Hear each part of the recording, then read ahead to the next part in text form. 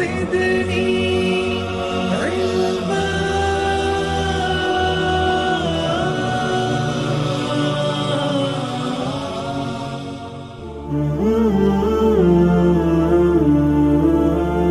بسم اللہ الرحمن الرحیم.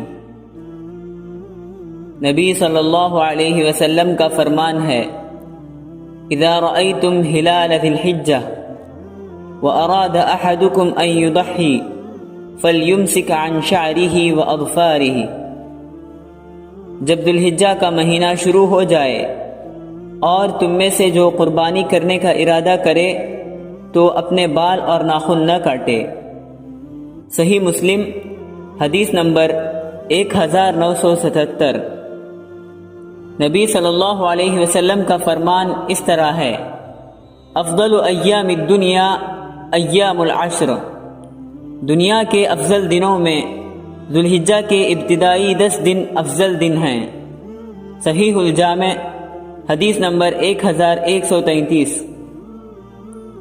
اللہ تعالیٰ کا فرمان ہے: لن ينال الله لحومها ولا دماؤها ولكن يناله التقوى منكم.